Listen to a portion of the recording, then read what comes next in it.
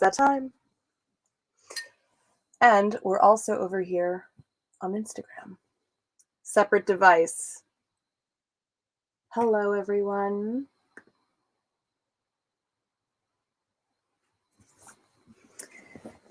Today, we're getting right into bed. We are drinking spring water from the land only a few miles away. And I am saying, first and foremost, happy Indigenous people land as I broadcast from Powhatan and Monacan borderland here in Virginia. Hello, everyone. Can you hear me all right out there? Instagram will be with us as well. Hello, Instagram. Hello, Sally. Hello, Johnny O Twitch. And Johnny O Twitch, you may have caught that in my latest Patreon post that I was wearing my Metatron ring that you sent me. I do a weekly blog on my Patreon about things that I'm thinking about, projects that I'm working on. It's called This Week's Cuppa. And while I didn't make tea today, I've had so much tea today. It has been a crazy busy day. I am drinking this spring water straight from the land that I collected. I went to the well and I actually collected it. And that makes me very, very happy. It's not really a well, it's more of a spring. So I'm going to adjust this. All right. Darlings, how has your week been? I cannot believe that it has been a week already since the last GlamourHobo Bedtime Tales. We're going to finish the book today. We're going to finish it. We are finishing Speakeasy by Catherynne M. Valente. We've climbed into bed. We have put on our face for the evening. We've got a beverage to keep us hydrated. And I've got the lamp lit for the honoring of the spirits and also fighting the retrograde. And I hope that all of this is finding you well. Please tell me how your week has been going. Drop it in the comments. Before we get going on the reading for tonight, check in, say hello. I'm just gonna calm and appreciated. An appreciated calm. I like that. I like that a lot. How about you out there in Instagram land? How's your week been going? Okay, we're broadcasting in 720, just like I thought. Cool. Usually I crawl into bed very artlessly, but hilariously. Today, we're getting right to it.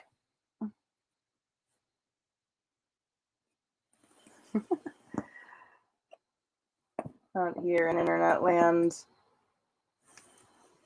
All right, that's better. So you can see my room. Still nailed it. Still nailed it. So today I'm so tired because I have been working at the King's Dominion Haunt here in Virginia, and I have worked like 40 hours in the last 3.5 days, and so it's just a lot. It's just so much more than I expected, and so I'm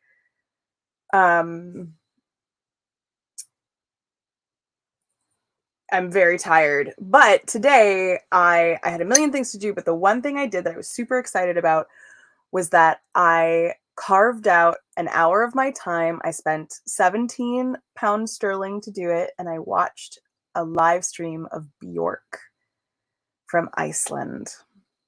I was so, so happy, and it was beautiful, and Bjork is such a companion of my adolescence and my becoming as a Muppet, that I realized as I was listening to the music on really good headphones and watching it, going like, this is happening. We're across an ocean from each other. It's amazing. that my quality of songwriting, of like cinematic kind of swooping feel and big kind of confusing lyrics, is because of her. It's absolutely because of her. So that was like a revelation. But I had a hot toddy as I was watching it, and woo boy, can I make you a good hot toddy. Delicious, and put you right the fuck to sleep. So it was just so relaxing, and it was like a lullaby. You know, by the end of the show, she was singing Bachelorette, and I was just like, I'm a fountain of blood in the shape of a girl. And I just was like in bed. I was in this very bed, just like, it was perfect. It was brilliant. So hello, Unicorn Horn 353. Welcome to the GlamourHobo Bedtime Tales. I am your GlamourHobo Bedtime Tale teller, Carmel. And if you don't know, hi, Reverend Tommy. And if you don't know what we're doing here on a Monday night at 10 p.m. Eastern, we read science fiction. Some of it is classic, like Ursula K. Le Guin, or Douglas Adams, and some of it is new school, and that is what we are doing tonight, which is by Catherynne M. Valente, a short novella called Speakeasy, which is a mashup, a 1920s Prohibition mashup of the 12 Dancing Princesses folk story with a Zelda Fitzgerald origin story. So cool. Oberon is there, the fairy world is there, parties are there, liquor is there, magic is there, queerdom is there. It's great. So a hot toddy is a, to your point, a hot toddy is a hot beverage with whiskey or bourbon or rye in it. It is essentially hot brown liquor. But it's good for if you're getting a cold, if you're coming down with a cold. So I used bullet rye, half of one fresh lemon, a big heaping tablespoon of raw honey, about a thumb-sized piece of sliced up ginger, and filled up the rest of the cup with boiling hot water. Uni, thank you very much for telling me that.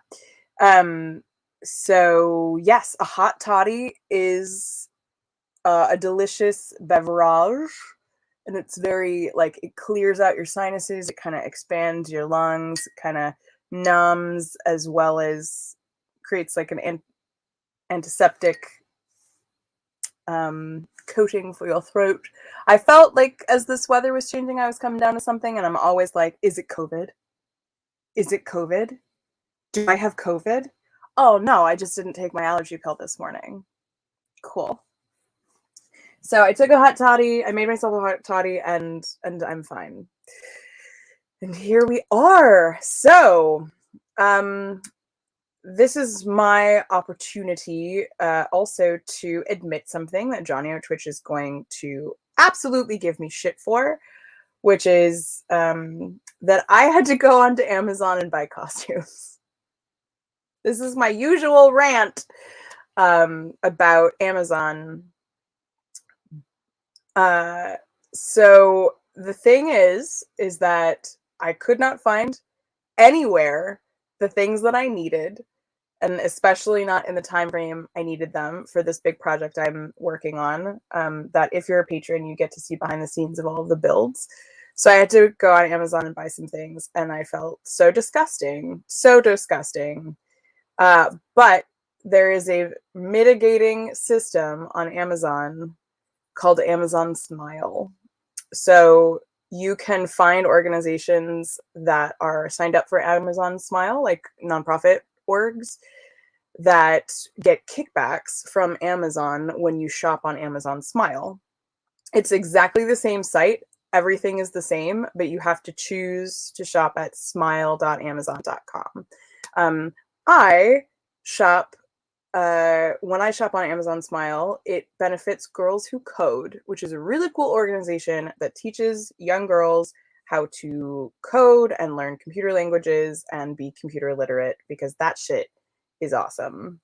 And there is an enormous gap between girls and boys in the engineering and code universe. So if you have to give them your money, make them give some of that money to an organization that you support and love.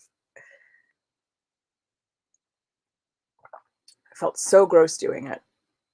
Okay. All right. So I've ranted twice today. I've ranted about Amazon already. It's Indigenous Peoples Day officially. Fuck Christopher Columbus. Fuck that guy. Or don't fuck him. Throw him in a lake. Here in Richmond, we actually, last year during the protests and the uprising, a bunch of people found his statue, the statue of him in Richmond, and ripped it off its pedestal and threw it in a very shallow nearby lake.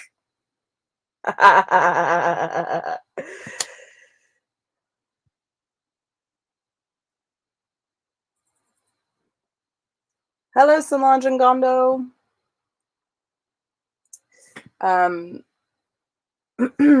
So here we are. I am admitting to my foibles. I am ranting about colonialism. I am talking to you about Bjork. I'm here over on Instagram as well. And now I think it's time for us to read. What do you think? I'm finding a lot of power suddenly. I think this spring water is magic. I was so tired when we first started 16 minutes ago. I was so tired. You don't. Johnny on Twitch. I know you want to hear me yell about the minimum wage fight, but who else wants to hear me yell about the minimum wage fight right now? Because I could talk about it, but that's not why we're here. Okay, this is what I'll say, and then we're going to read a book. Minimum wage. What is minimum wage?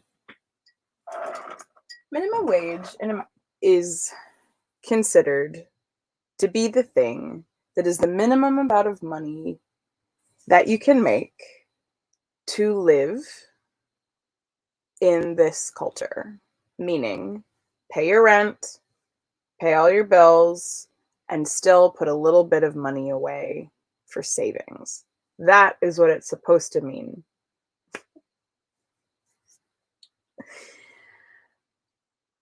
In this country, at this time, it has been calculated that the minimum wage is required to meet those specifications of making enough money to live, to pay your rent, to put a little money away. The fight right now is for $15 minimum wage, which some states have implemented and some companies have implemented because they're having trouble finding workers. Because some people would rather die on their own terms than die at the hands of an employer. Anyways, the argument right now is for a $15 minimum wage, which is twice as much as the actual federal minimum wage is right now, which is it's like $7.25 or something like that. When I first started working when I was 15, minimum wage was five something dollars.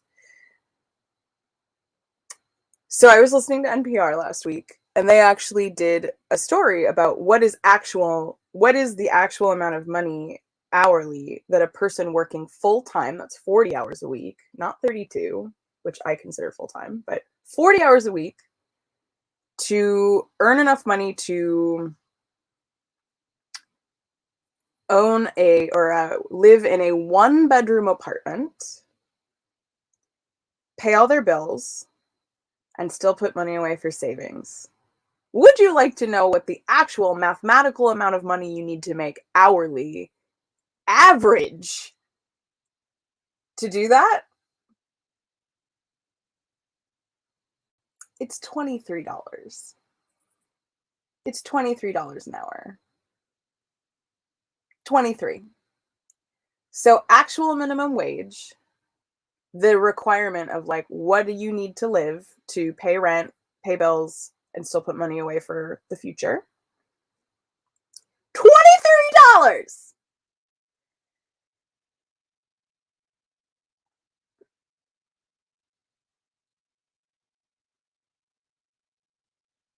It makes me so mad. It makes me so mad. And part of it is because housing prices are incredibly inflated. Rent prices are incredibly inflated right now. And so, and they've been going up and up and up, just like education's been going up and up and up for like, why? For what reason? So the argument here for me is not like, well, everybody should be paid $23 an hour or $25 an hour, which, yes, I think they should be. But it's really, why is it so expensive to live? Why is it so expensive to live? Is it so expensive to live because it actually costs that much to live? I can tell you for a fucking certainty that it costs more to live in Australia than it does to live here, because Australian food costs more because it's not subsidized the way that ours is.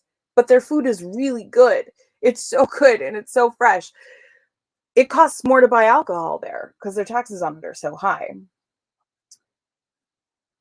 But why is housing cost so much? So those are my questions. It's like, we can have the conversation about like everybody should be paid more, but really I want to address the source material of like, why does it cost so much to live? To live.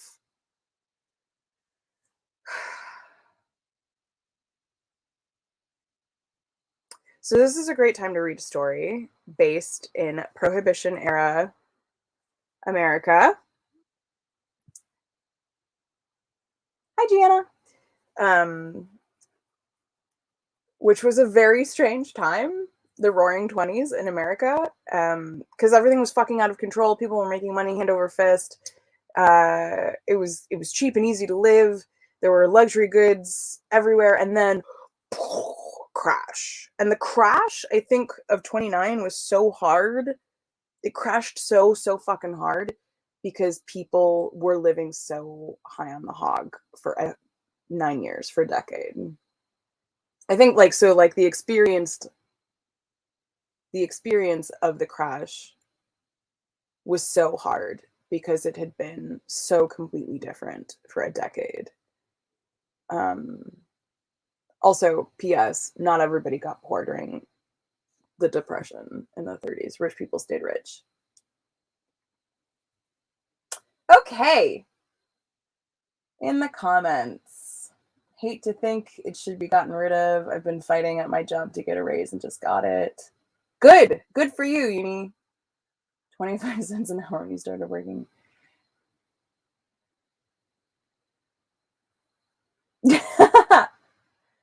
Like $1.75 as a restaurant employee, they pay less than minimum wage. There's a whole, like, I worked as a waitress for years. There's a whole fight about how tipping is considered un-American in early American culture, and that tipping is a structure that was put into place in order to allow employers to not pay Black people.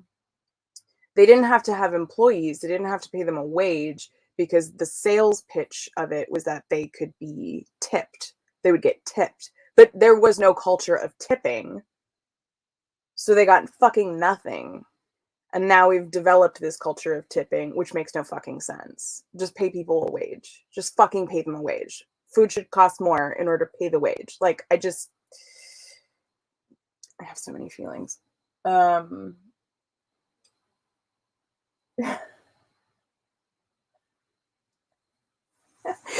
Hi, Steve.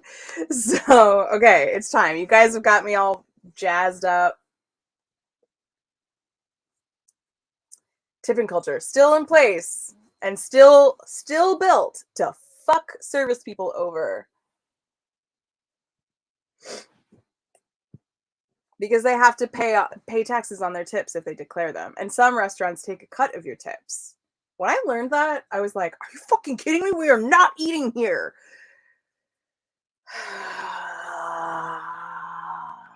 Okay, let's read a book. Sometimes I think you guys just come to this show to get me upset.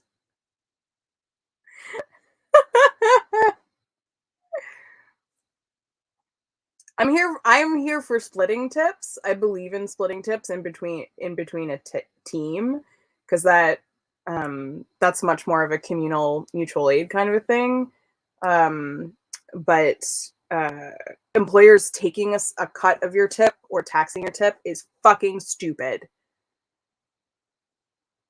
And right now, if you haven't heard, IATSE, IATSE, the International Association of Theatrical Scene Employees, is renegotiating their pay and their right to rest. Oh shit! I lost track of the book on my little Hitchhiker's Guide. You don't need to be sorry for getting me worked up. Like, this is what I love to get worked up about. The thing is that what I want is for us to not just be angry. What I want is for us to build something. I want us to build solutions. I want us to revolt. I want us to make meaningful change. And then, like, there is an entertainment value in me ranting in full makeup in my bed at 10 o'clock at night. Like, I get that. But what I want is for you guys out there in internet land to make choices and educate yourselves and learn and go, like, why was Christopher Columbus such a fuck? Like, I know why, because he was a child sex trafficker and a shithead and a colonizer. Like, why is colonizing so bad? Well, let me talk about extractive resources. So, like, know why and then make choices to live better. Like, we have to build the world we want to live in. I choose to live and build a world that is about equity and justice, and not about the letter of the law, but about actual relational living. It's hard. It's fucking difficult. It's difficult. So I'm here to tell you that make the harder choices.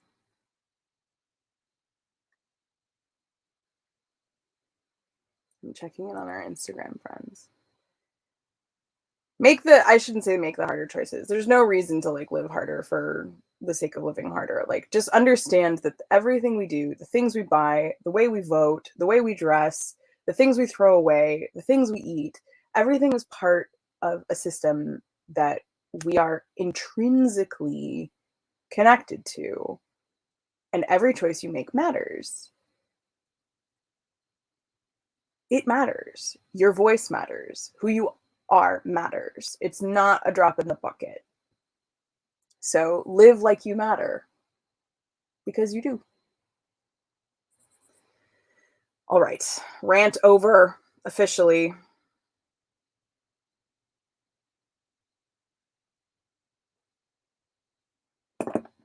I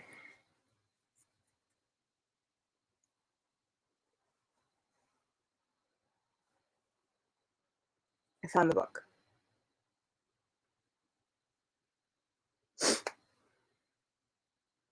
Okay, so we're in the basement, which is also known as Canada. We are come for the rant, stay for the reads. It's not untrue.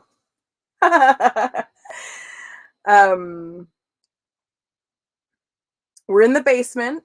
We have learned that Pearl Slake Ikendala is missing. She is the wife of the owner of the hotel. And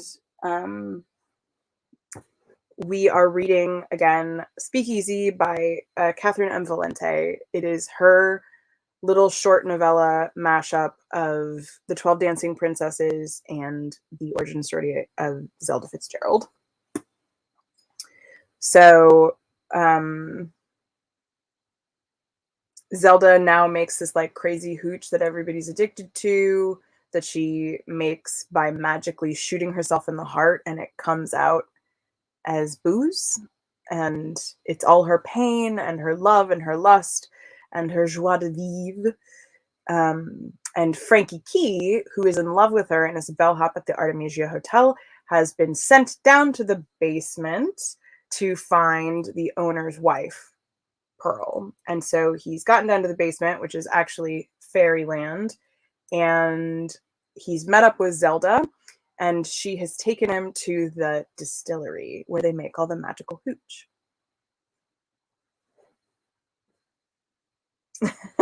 Yeah.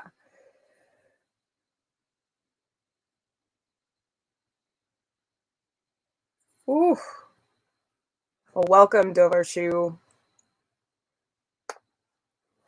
I'm glad you're here.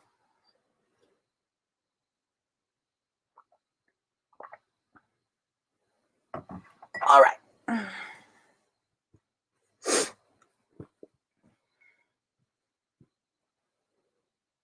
Boop, boop.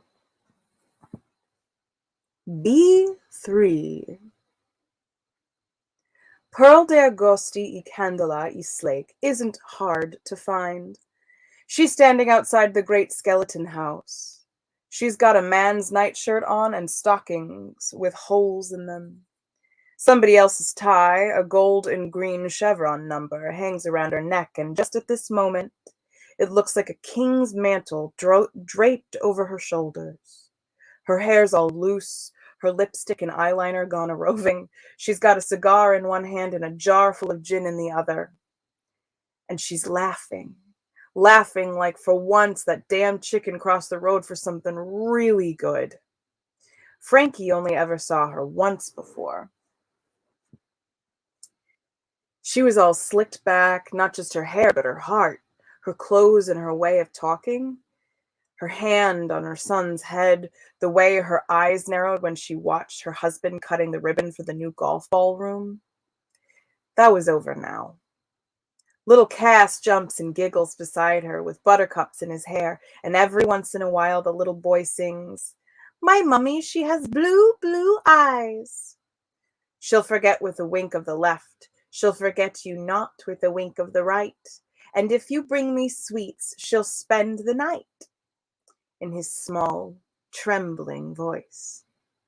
Pearl sweeps him up in her arms and covers him with kisses and calls him her prince and presses her cheek to his, and Frankie doesn't know how, but I'll spill. It's the biggest love that boy will ever know down there in Canada in the dark. Funniest thing about love, how it shakes loose when no one's looking, how the dark helps it along. Maybe that's why we dug caves so much way back when. Casper gone for a moment, and little Cass turns into little P, all her own. And isn't he clever? Isn't he grand? He looks like himself down here. Not like that pile of shit with the wedding ring on. And she just lets go into her full love. Turns out she's got a bucket full. She always thought that she'd gone dry. Pearl puts her kidlet down and throws dice against the foot of the buttress. A ring of men cheer. She cheers. Her cheers sound like screaming. The dice explode against the wall into pages, landing on the snow like ash, covered in type, covered in good paragraphs, cutting, incisive, perfect paragraphs like her old Underwood could never bash out. She falls on them, holding them in clumps and sheafs to her heart, stuffing them in her shirt till they stick out like tits. But in a minute, she's up again, into the throng of the house without walls, into that heat of the place and sound and the fury and the utter din of it. And Frankie sees it all, the orgy of making. Enzo kissing out his paintings with Ollie, kissing up her columns, Murray pouring out his sculptures, Nicky and Dime dancing till blueprints of buildings that ache to look at spool under their feet. Iris Wiltsey Charlestoning movies her man Sammy won't ever let her direct. And isn't that Lily Greer vomiting up a new vaudeville act? Why, it is. It is. Look at that magician's rabbit scrambling up out of the toilet. And Frankie recognizes others even if he doesn't know their real names. Cinderella dancing with Rapunzel, Jorindel breaking plates with Prince Charming, Snow White passed out cold in the front hallway while the Snow Queen holds a compress to her head. Sonnets leak out of the cloth. And Frankie sees something else, too. He sees Volstead. Though he doesn't know that funny muscle bow-legged goblin has a name, he sees Volstead using that rich man's magic he used himself so well an hour ago. Following up behind, quiet as you please, the help, the janitor, the maid, picking up the dice pages and the dance flickies and the kiss paintings, sweeping them up into ditches dug along the January ground, tidying everything away. And in those ditches, the pages and the canvases and the film and the pigment and the icons and the statues liquefy. They go black and bubble into syrup, into a foamy river flowing out and up and over, out and up and over into the great barrels in 1,000 streams of dark black violet, heady something that Frankie's pretty sure would fetch more money than gold in the Artemisia right about now. It's Zelda's hooch, bright and cold and full of dreams. He gapes like a kid, though he wants to play it cool. Zelda grins. She's proud. So proud. Isn't it something? She breathes. You've been feeding us junk? Upstairs, letting us drink what you sweep up down here? Ollie's voice cuts through jiggly music palace noise. She strides up in her long trousers and suit coat and locks arms with Zelda like they're old Greek soldiers, and he's from out of town. Oleander Coy looks him up and down like he's nothing. Like she has to squint to see him at all. Letting you. Haven't you got eyes? It's not junk, dummy. It's art. And honey, everybody eats art and drinks stories. It's the best drunk there is. If you can make something out of a potato so good that people would shoot you dead in the street for a glass, what can you make out of Enzo's pictures and Ollie's dresses and my one-liners and Murray's little stone gods? Volstead showed us how. And Al. Hell, down here I don't even have to use a white man's name. I'm me, and everybody knows it. Everybody sees me. Zelda lays her head on her friend's shoulder. Some mean little part of Frankie wonders what a flat full of girls get up to in the off hours. And Mr. Pussboots, he's the giant pelican that they have as a pet, nips his hip in punishment. Frankie yelps. Zelda keeps talking. It's so direct, you know? You look at a painting and it fills you up. You read a book and sometimes it's so good you feel like you could live on it. And now we do live on it. Everyone does. It's perfect. You should try it. You're a writer, I remember. Zelda Fair turns up her face and good Lord, but her lips look like glory. And he stops thinking about the four of them crammed into room 1550. Come on, kiss me. Let's make a book. Well, Frankie is in no shape to turn that down. He kisses her hard because he knows it might be his only chance. Their tongues meet in that oh-so-natural way, the way that says they might do all right if they get married. No teeth knocking, no nose battling, and out of their mouths and their hands come not even pages, but words, just words, moving type, slick and hard and hot, words like children's toys, Christmas ornaments, crystalline creatures swelling up and flowing out of them, whispering, giggling, the words that Frankie can never find, the words he reaches for and misses, and then falls back on a new detective. A new dead body. Same old yarn he's always fraying. He stops kissing Zelda because some things are more important than kisses, and the poor kid lurches after the black dancing words, trying to hold on to them, trying to stop them getting away, trying to read them so he can remember. So he can remember when all this is over how good he can be, how simple and clean and orderly and beautiful. And not for 1 minute does he think that he only kissed those words into the world because Zelda put her mouth on his, that they're hers too. Not for one heartbeat. The words don't care. They leap toward the dishes, dive into the liquor, shiver into the brew and the barrels. Frankie sobs after them. He hates this place where he isn't seen right, where he was only allowed once, everyone else was already gone. It's not a Minnesota kind of place. His words are lost, and he can never love a place that showed him what he could do and then took it away. Everyone here is out to lunch, bonkers, mad. Zelda is shooting a Tommy gun at the sky, and stories are falling back down into her hair.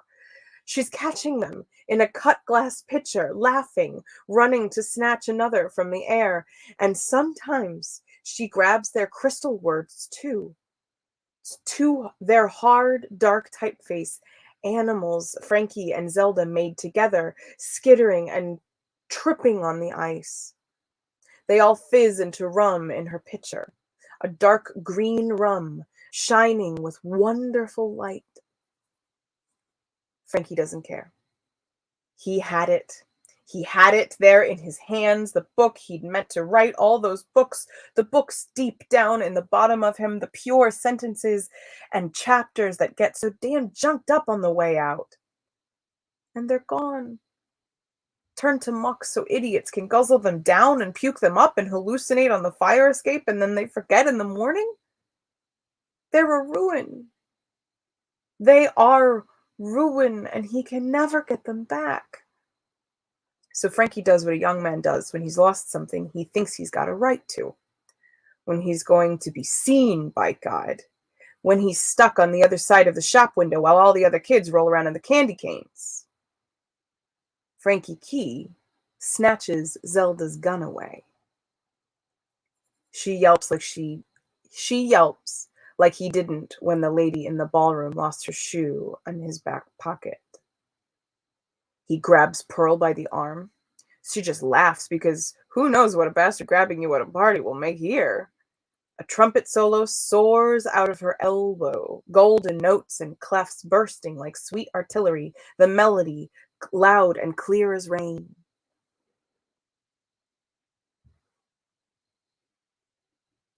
You are coming home, Frankie snarls. You're coming with me. Your husband sent me. Put your clothes on. Fuck you, Pearl giggles, and little Cass pipes up, repeating his mother. Fuck ooh. Hey now, gruffs a voice, which is Volstead's voice. Frankie looks him dead in the eye. Stop that monkey shit. We can settle this like men, yeah? Frankie stares, takes in V.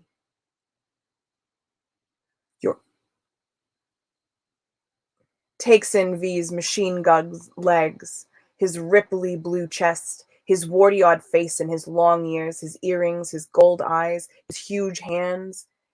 And our boy up and decides Volstead isn't real. He just isn't. He likes the space between the restaurants and the lobby, the paisley green and gold place where you whisper out Gruyere and boysenberries, but it isn't really anything at all, just a whispering place like St. Paul's in London. This ugly little lump is just one of Al's tricks. Al loves tricks.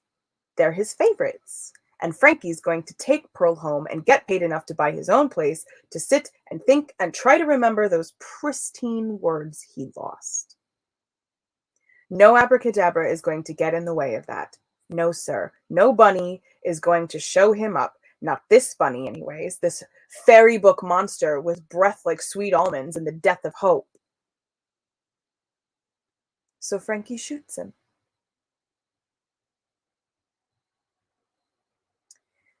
B4.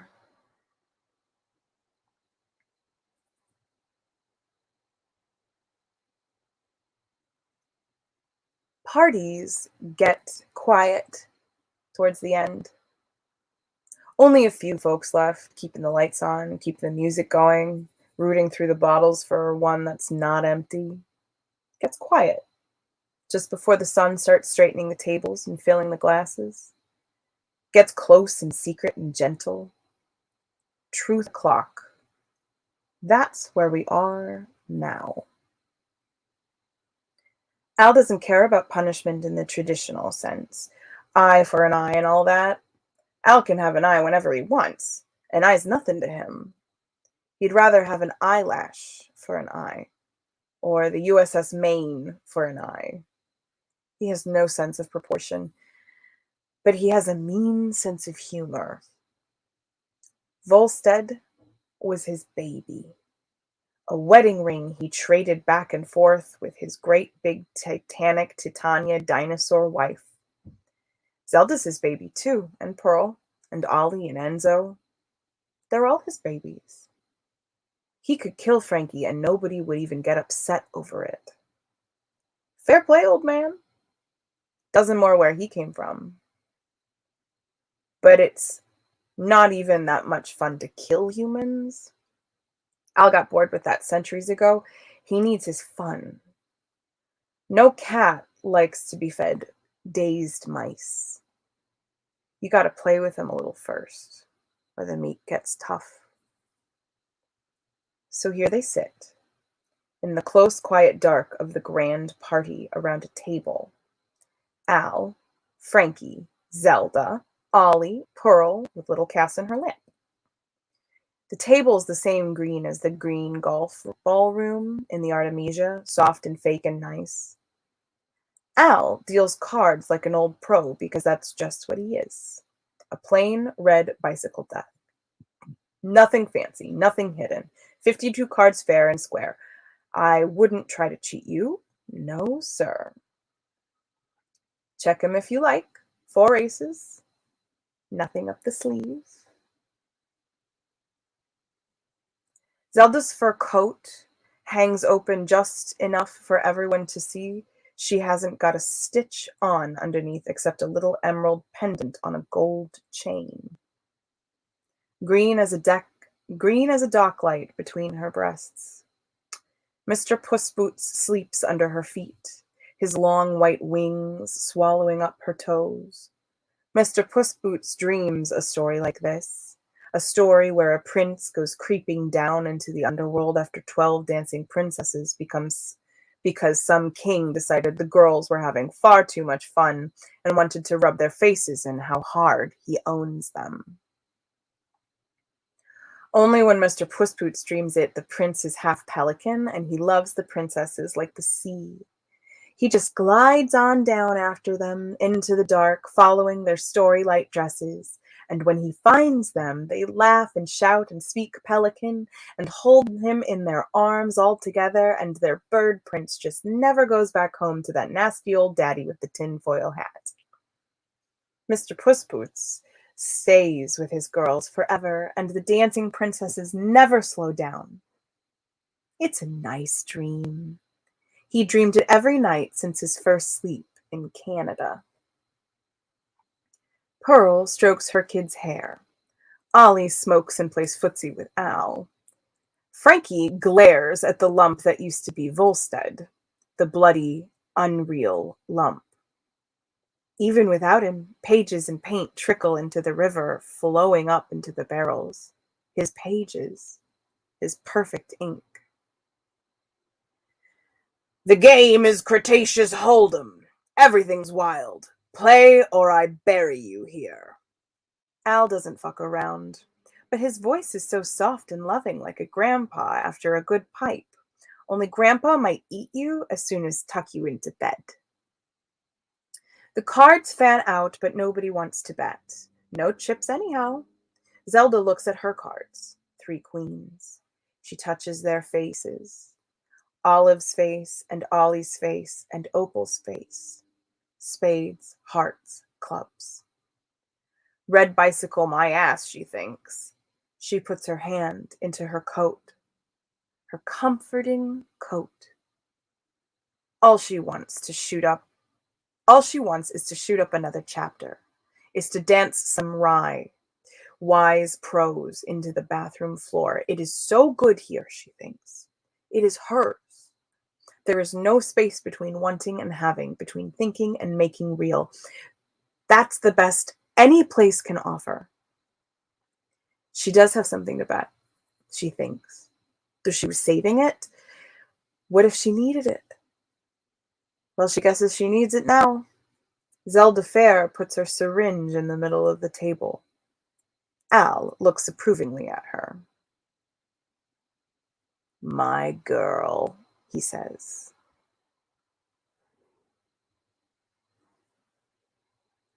Pearl takes off her ruby earrings and throws them in. Little Cass tries to add his lollipop, but his mama won't let him waste his treasure. Ollie puts in her smokes. Frankie? Frankie has fuck all, to tell the truth. He throws in his billfold, which is hardly enough to call, let alone stay, in the game.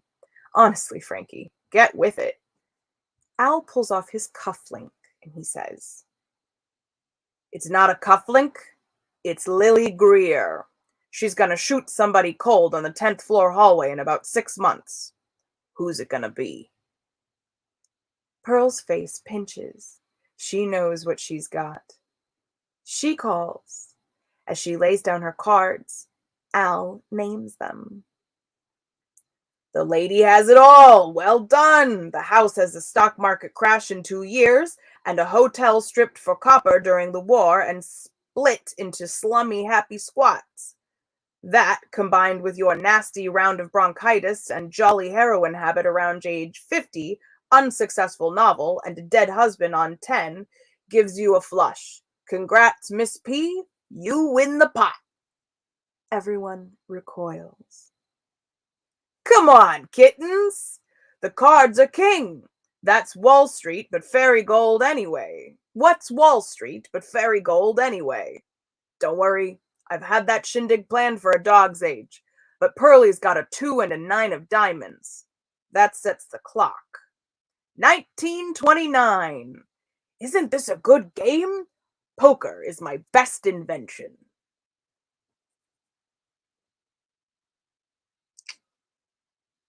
Pearl smiles. She smiles like Christmas, and little Cass clings to her.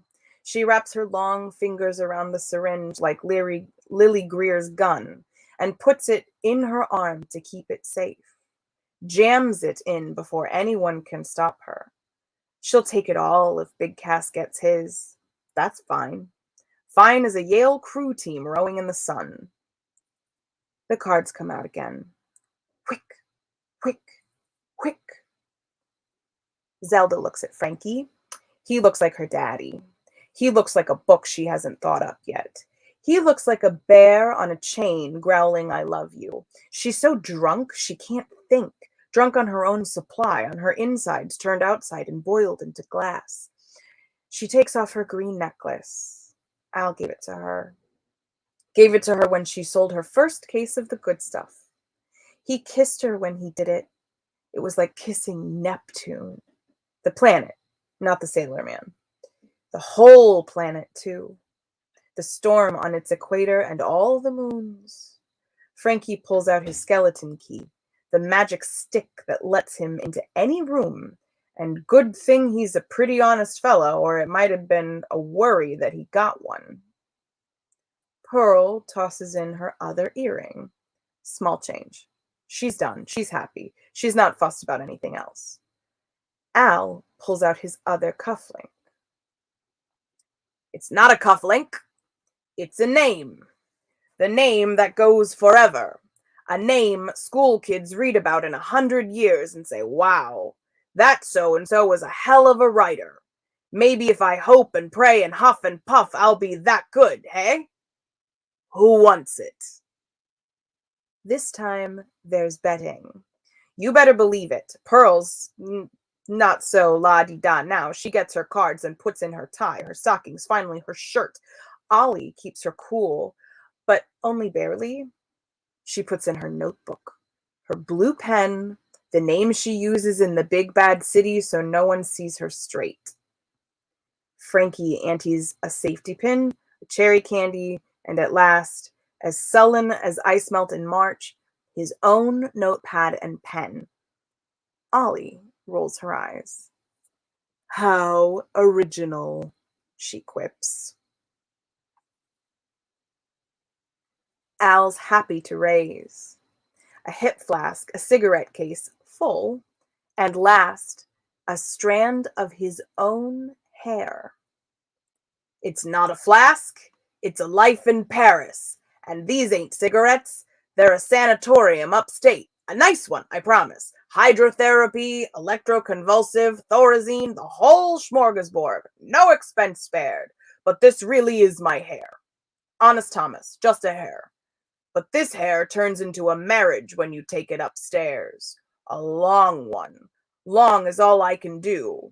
Can't do happy, can't do easy, can't do pretty. But heaven and the dodo knows. I can do long. Zelda only has 2 things left. 2 things she's willing to wager. She puts in her matchstick first. The blue head looks awful to her. She shivers. Al names his own bets, but they don't name theirs. But Miss Z knows his games by now, at least a few, and she's pretty sure her syringe and Pearl's earrings and Ollie's everything and Frankie's ridiculous safety pin have other names too. The matchstick is so red. Wasn't it blue a second ago? Without even meaning to, without even knowing why, she whispers, "It's not a matchstick. It's death by fire.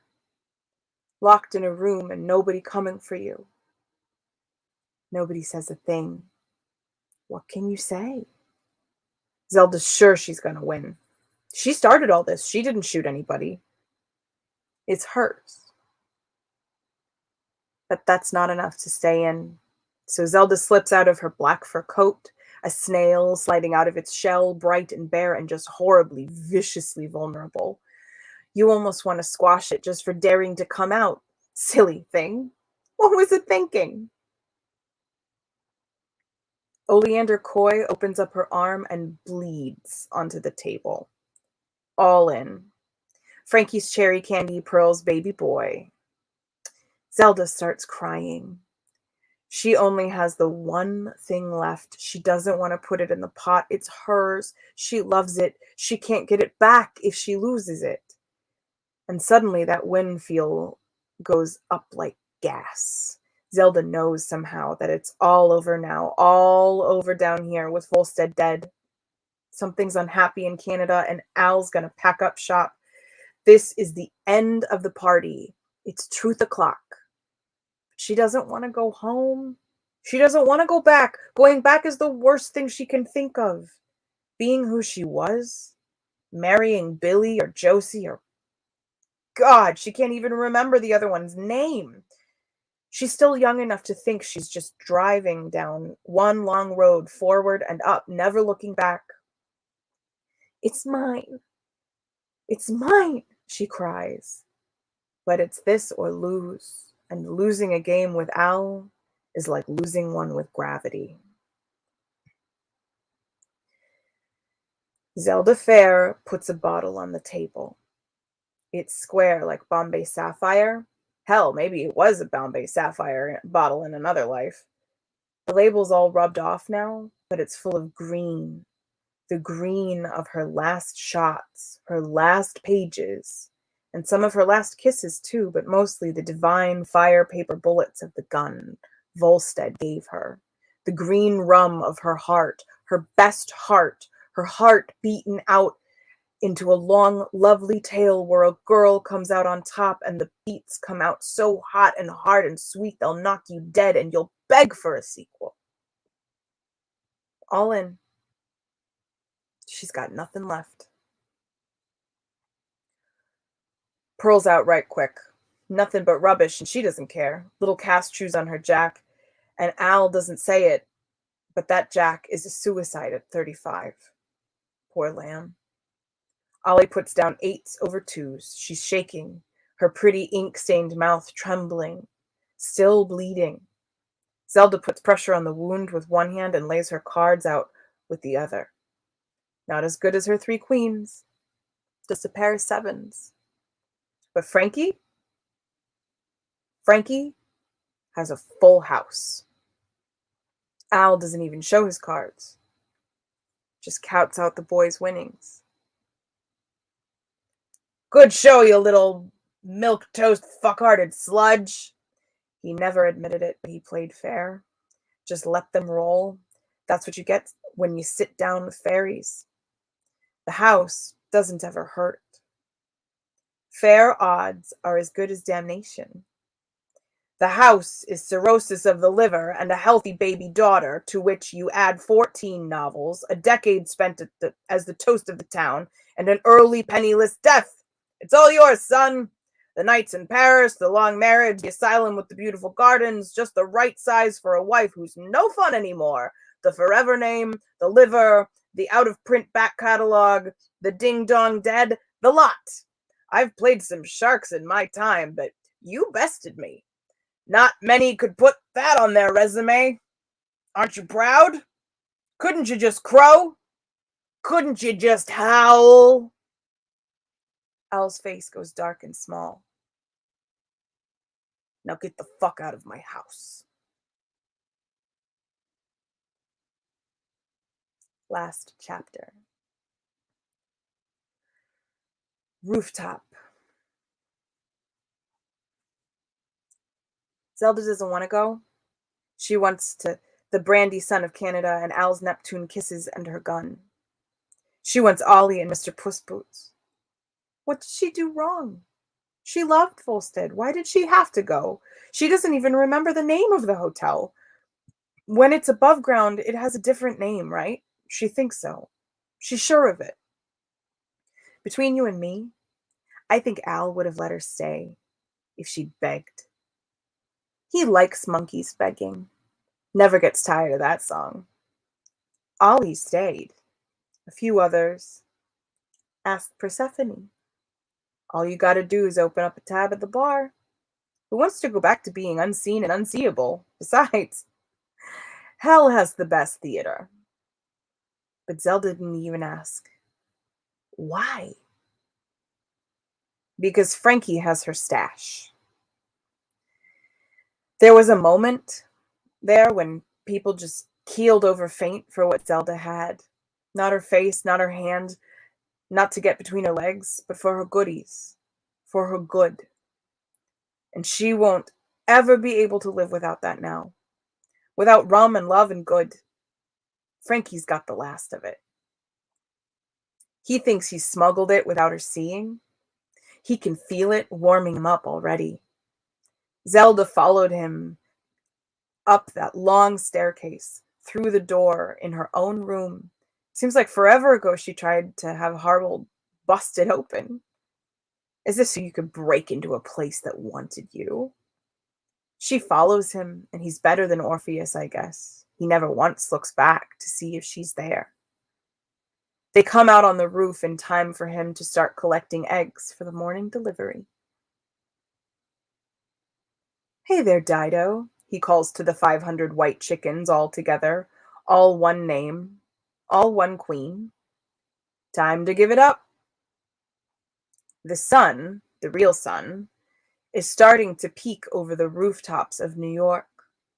The goats mew and moan, full of milk and attitude, chewing the real ballroom grass growing up on top of the Artemisia, her green, green hair, her crown of living things. The bees yawn noisily. The Jersey cows snuff their wet noses at the puffs of light. Rutherford roars softly, if a fella can roar softly, and Zelda'd be damn if it doesn't sound like, I love you, after all. Frankie stops for a second. Thinks hard. Zelda knows what boys look like when they think hard. He looks around like Josie did before he proposed for the first time. He turns to her and takes her hand in his. His pockets are so stuffed with his winning, he looks like a horse with saddlebags. He says he loves her, sure. He says Al gave him a life together. Sure, fine. Let's take it and run. Whatever you say, just give it back. Zelda begs silently. Just give it back and we'll do it all. Paris, the kid, the books, the everything. Everything in me and you and 500 chickens and a talking bear on top. If we're gonna get married, we gotta share everything, he says softly. She doesn't want to, but she sure as hell wants to share. Frankie Key gives it back. Zelda lunges for it, for her own darling green bright heart, but it's not her rum Frankie's handing over, it's her matchstick, her death by fire. He thinks he's being kind, generous. He puts her coat around her shoulders, her black fur like her own skin. Sure, fine, matchstick, coat, third time's a charm, give it back. Give it back. He offers her a cigarette from Al's silver case, and that's all. Zelda wonders if he knows that she'll follow him anywhere for it, all the rest of her days, that he'll lose her if she puts her hands on it like a selkie skin. She'll take it and run forever. It's mine, she whispers. It's the best part of me, and you took it. I won it. It's not yours. Frankie won't meet her eyes. We'll share it, he says. Zelda breathes a little. Better than nothing. Better than empty.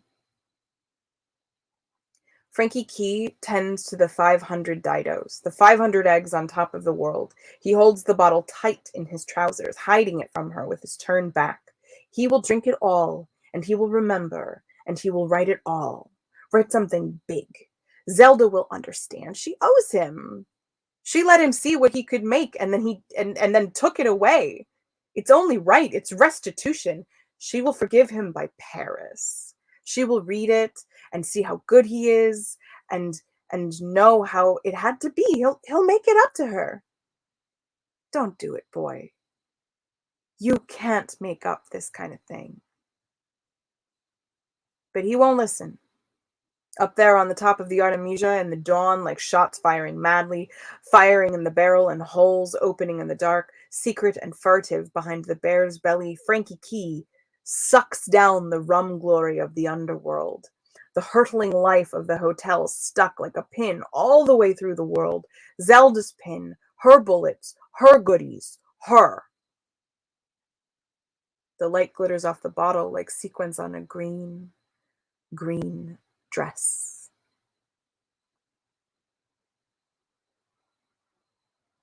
Check out. Not much left, kittens. Just you and me and the rest of the miserable bastards left over at the end of the story. Who am I? Well, I told you it wasn't a good book. I have such trouble with that trick of cutting up what really happened and stitching it together with what didn't or couldn't or shouldn't happen. I just can't help telling you what happened in the order that it happened. No art to it. I could have made myself nicer, a better mother, a saint with a soul of marzipan, but it seemed like too much work. Maybe you've heard it told different by somebody you liked better and believed it. That's fine by me. I just told you what I know. The inside of a hotel the size of the world. On the outside, I suppose it just looked like a bunch of assholes drinking themselves stupid and putting on airs. Now, when I threw the dice in a man's tie, that was better. That was what I wanted to say. But you try telling everybody your dream 5 years after you dreamt it, and with a nasty cough, too. I guess I only know one more thing, my little ducks. It's good night and good riddance and every other good thing and bust your own tables and if you know what's good for you. You don't have to go home, but you can't stay here. That old rag. Frankie and Zelda lit out pretty soon after that morning on the rooftop. She stayed long enough to tell me about it. I made her tea. You talk to the people you've hurt like you've hurt, and there weren't so many of us at that table. Nobody ever asked those dancing princesses how they liked life once that fella kicked them out of the magic downtown club where they could be infinite together. I bet they didn't care for it. I bet they talked about it, even 90 years on, 12 old queens who can buy their own damn shoes. I bet they made each other tea. It's the least you can do.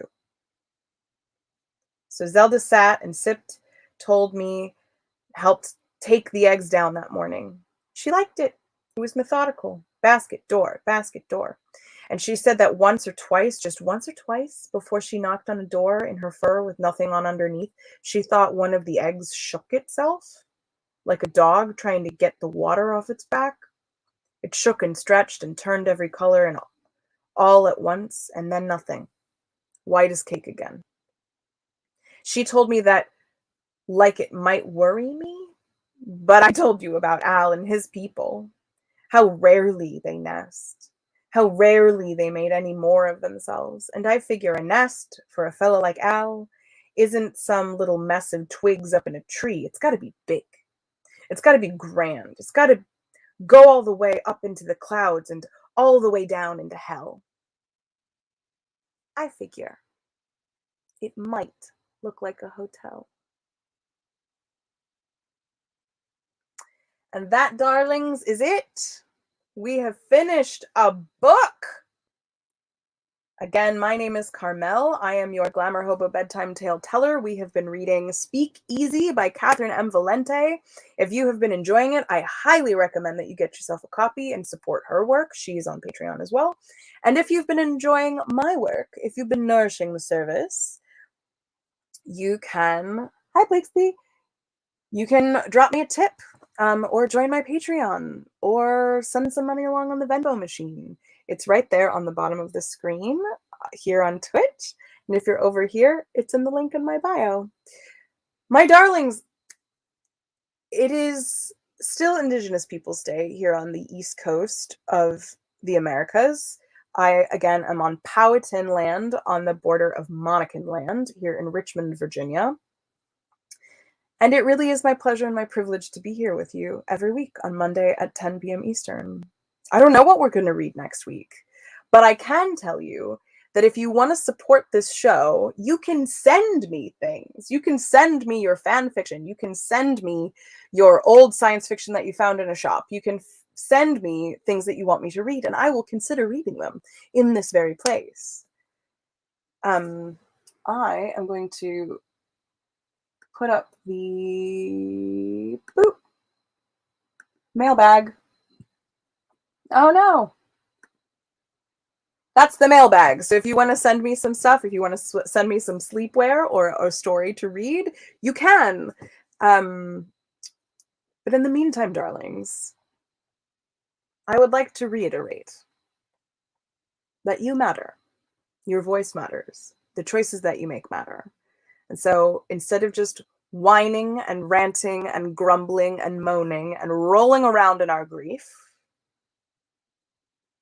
perhaps we can do something about it. And we can build the world we want to live in. Not even about passing it to our children. We are so beyond that point. This is about what we want. What do you want? What do you want to build? How do you want to live? I choose to live equitably. I choose to live communally and with that in mind. And my choice, my individualism is rooted in what is best for us all. So, I encourage you to make your choices and not just be sad about them. Good evening, good night, good morning over in Australia. And as my friend in Australia just pointed out, every day is Indigenous Peoples Day. So, my darlings, good night.